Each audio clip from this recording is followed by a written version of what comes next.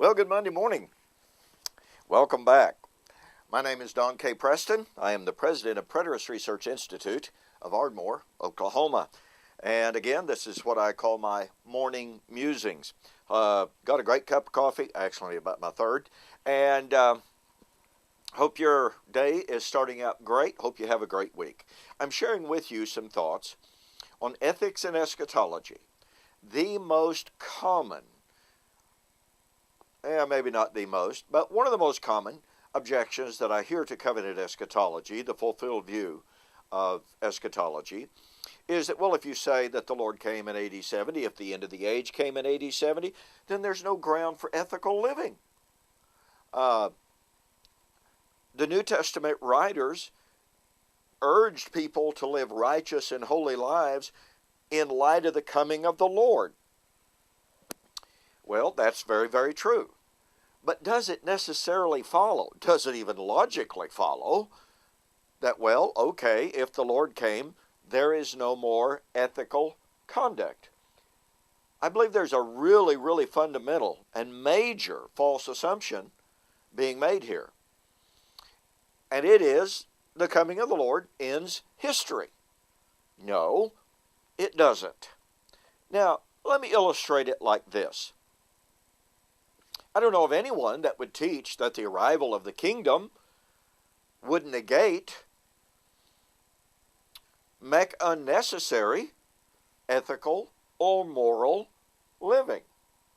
I mean, after all, when we look at Jesus' Sermon on the Mount, it describes to some great degree life in the kingdom, although Jesus is very clearly contrasting the traditionalism of the Old Covenant under the Pharisaic rule versus the way it was supposed to be. Nonetheless, there's much there, pardon me, about life when the kingdom would come.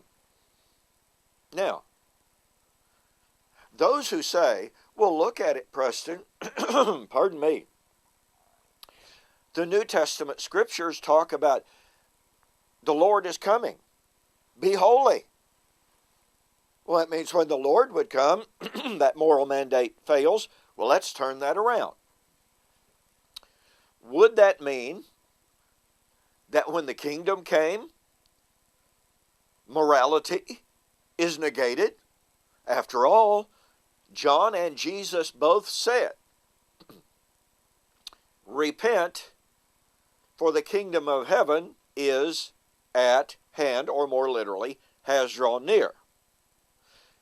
Furthermore, in Luke, when John was asked, in light of the coming kingdom, how should we live? And John gave a long list of things of what they were supposed to do in light of the coming kingdom. So, here are ethics in light of the coming kingdom, in preparation for the coming kingdom. Likewise, we have ethical exhortations in light of the coming of the Lord. Now, here's the kicker to this. You really have to catch the power of this.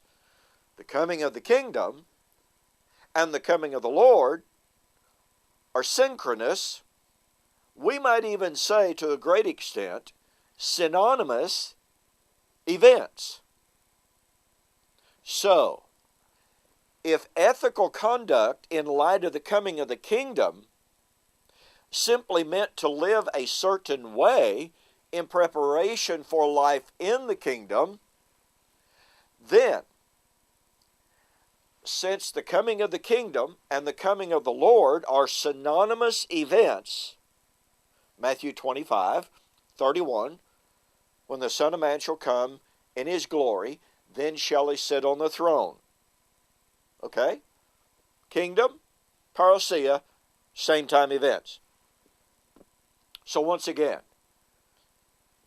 if moral and ethical exhortations in light of the coming parousia negates and falsifies, obliterates and abolishes ethical exhortation, then likewise, ethical exhortations in light of the coming of the kingdom are falsified. But that's exactly the opposite of what we find in the New Testament. You see, the kingdom, biblically defined, is not a post-time, post-earth reality. The kingdom is described as God, once again, dwelling with man, just as Revelation chapter 21, 3 and following.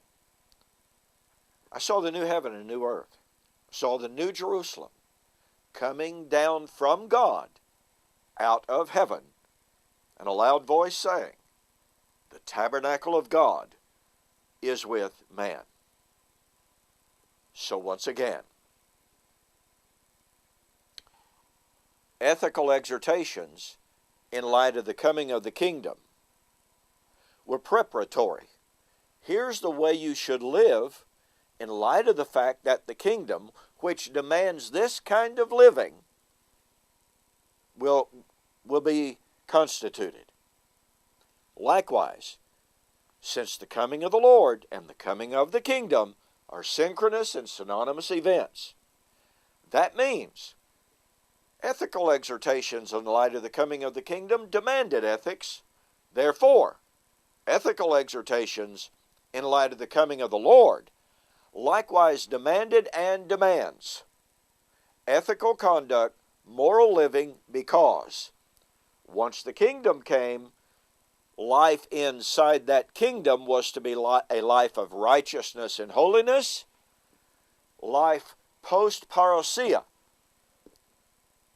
is supposed to be righteousness and holiness. And I'll drive that home in our very next segment. Hey, thanks for joining me for this morning's morning musings. Hope you enjoyed it. We'll see you on the flip side.